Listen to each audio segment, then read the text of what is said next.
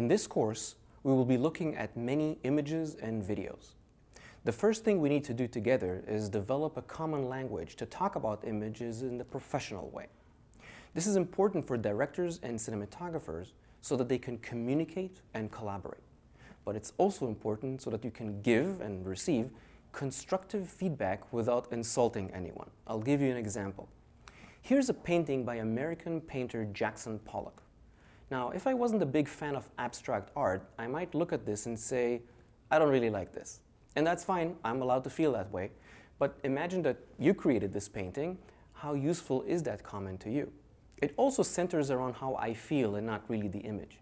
So we need a better way to speak about images if we want to get the maximum out of collaboration and feedback from our friends and colleagues.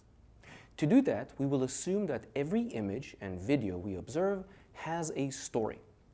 We will also assume that the artist who created that image or video doesn't need to explain it to us. The images should speak for themselves, right? I mean, when was the last time Spielberg explained any of his films to us? The final thing to remember is that story of an image is the what, and how the story is delivered is the how, and they are two very, very different things, and we never want to mix them. Here's an example for the film The Exorcist. Chris McNeil is the woman here who visits the doctor, seen in the back, after her daughter started behaving in a very weird way. She went to this doctor hoping that he can help her. Now, take a moment to figure out what the story is. You can pause the video by pressing on it and resume by pressing on it again. I don't know about you, but this doctor doesn't seem like he's going to provide the solution to the problem here. Both characters seem quite lost. The story here is about that. That's the what. The how is the different methods that the story is delivered in the image. For example, the fact that the woman is silhouetted or that the doctor is small in the frame. But there is no point in talking about these things before we put our fingers on what the story is first. Sometimes it's much easier to talk about technical decisions than story. But don't worry, I'll be the story police in this course, and I won't let us talk about anything technical before we figure out the purpose of any technical decision made. You will practice this next. Movies have an audience, and most of the time we want to control what the audience knows or doesn't know. When we lose that control and the audience becomes confused or bored, they simply leave, wouldn't you? Images having a purpose specifically true for narrative films, but the idea is not new. Some of the earliest images in the world were created around the year 10,000 BC. No one knows for sure why people painted on the walls of caves, but researchers generally think that humans believed painting the animals would give them control over them. In other words, they didn't paint to make the cave prettier. Jumping some years forward to ancient Egypt, wall paintings inside tombs had very practical purposes. It was believed that painting scenes of wealth would assist the dead in transitioning to the next world. Elaborate paintings were created for this purpose. Skipping some more years forward to ancient Greece. Here, the study of the human body motivated artists to create incredible sculptures and paintings. They also communicated stories dealing with moral and existential questions, like the story of Laocoon and his sons who were killed by the gods for trying to expose the rouge of the Trojan horse. In Italy, paintings were used to tell the story of the Bible to people who were unable to read it, or to instill the feeling of awe and inspiration when visiting religious spaces. Artists started asking questions about art itself only in modern times, to examine the experience itself as the Impressionists did, or to disassemble form and movement as Picasso and the Cubists did. As you can see, the idea for images having a purpose to communicate something or to influence the viewer in some way is not new at all. We see images around us created for that purpose all the time, from narrative videos to advertisement on TV or in magazines.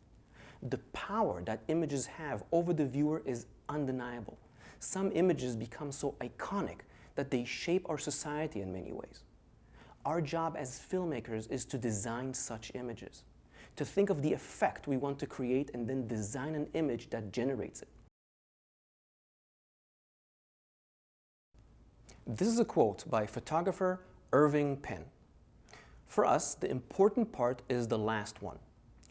Let's say that you created an image and that you show it to your friends. I look at your image and my comment to you is, I really like your image. You probably said that to people before. But is that comment useful? It's great to know that we can create something that people like, but is that enough? The fact that I like your image really means that you have at least one person who is happy with it. But what about the bigger picture? What about what you wanted to communicate with the image? Irving Penn chose the word effective to say that the image is good. When an image is effective, it means that it achieved its goals. It also means that the goals are there to be achieved. So if I say that an image is effective, I need to look a little bit deeper to figure out what the purpose of the image is. And then I need to decide if the methods the filmmaker used got them close to achieving that purpose. It's best if I can explain my answer. That's how constructive feedback is given and how we will do it in this course. Here's an example for the image we saw earlier. This is an image from the film The Wrestler. Let's say that you submitted this image for an assignment in this class, and I am giving you feedback. I could say something like this. I think the story is that the career of the wrestler, Randy the Ram, is over. He is weak, depressed, and humiliated. I think that the image is very effective in communicating this story. He looks like a little kid in that environment. He is facing away, like he's being punished.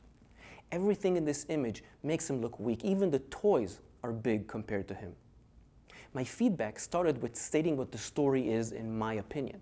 Then I said that I think the image is successful in communicating the story, and I gave a couple of specific examples why. Now let's say that you created this image and that you actually did intend to communicate the exact same story I talked about. In that case, you get to hear about the choices you made that were successful. But if you intended to communicate some other story, you'll hear about what threw me off. Nothing personal, just very specific, constructive feedback. While doing this, both the viewer and the artist learn from the image. We will practice doing this together. Irving Penn was a master photographer known for his fashion photography as well as portraits. Creating effective images requires the artist to master both an art and a craft. It's not enough to have a great idea, you also need to be able to realize it. A common mistake is to start the process by thinking about technical solutions. After all, you don't lay down a dolly track and then start thinking how the camera movement helps in telling the story. No matter the technical decision, story always comes first. The same is true for exposure, one of the most basic technical decisions we make when using a camera. To start with a simple definition, exposure affects the brightness of the image. Images can be overexposed, making them very bright, or they can be underexposed, making them very dark. And they can be exposed just right.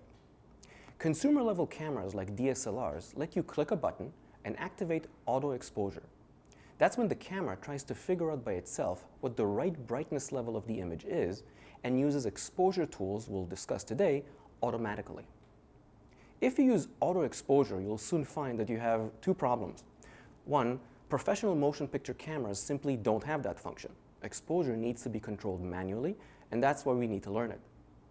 Secondly, if the camera tries to figure out exposure by itself, it's going to get it wrong. Here's an example. I'll activate auto exposure on the camera we're using now. Since I'm standing by a bright window, the camera tries to make everything even. It can't tell the difference between a window and a wall. A common misconception is that exposure is a technical problem that needs to be solved. If we look at exposure like a problem, then we may think that it has a correct answer. But if we look at exposure as a creative tool, then it can open up a world of possibilities we may otherwise overlook. So let's give this a try. I'll show you two images. Each uses exposure in a very different way. You'll need to figure out why the filmmakers decided to use exposure the way they did.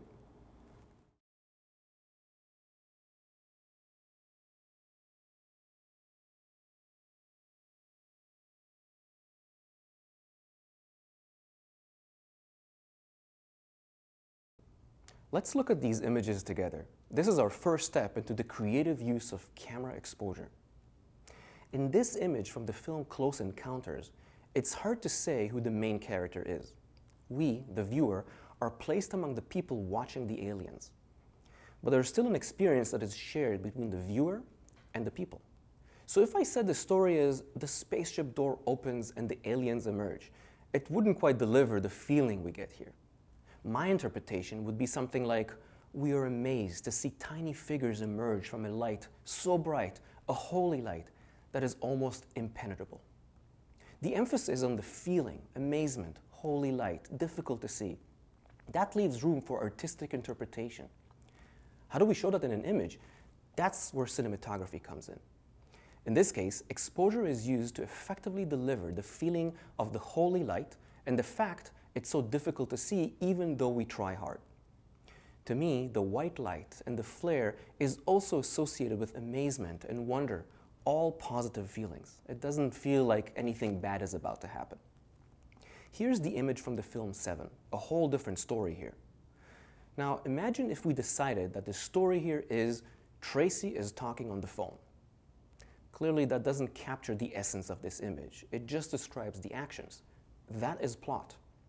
The essence is in the experience, in this case of Tracy. Generally, it doesn't feel like good things are happening here. So maybe I describe the story as Tracy is worried and hiding something. I know that she's speaking with Detective Somerset, but I don't know what her intentions are. Maybe just a little bit about her current state of mind. Looking at exposure as a tool, I'd say that exposure is used effectively in two ways. One, to hide Tracy's face from us, creating a sense of mystery and leaving us guessing about her intentions. The second way exposure is used is by making the space behind her dark and intimidating. It doesn't look very warm and inviting. That's her environment, which makes me believe that something is wrong. Now, if you create an image like this for class, your teacher might tell you that the image is not good technically. You can't see the actor's face, and the image is generally underexposed. Supposedly, you failed the task of exposing an image correctly. But in fact, if we look at exposure only as a tool, you can make images as dark or as bright as you'd like. You can only fail if the image is not communicating the story well. This is important to remember. The fact that exposure is a tool and you have all this freedom doesn't mean you can't mess it up. If you make your audience frustrated because they can't see, you have a problem. Here's a famous scene from Game of Thrones, Scene 8. It's famous, among other things, because it's so dark that fans complain. The cinematographer Fabian Wagner famously said, "The problem is that a lot of people don't know how to tune their TVs properly." Not a good look. At the end of the day, if your audience is frustrated, then your story is not delivered.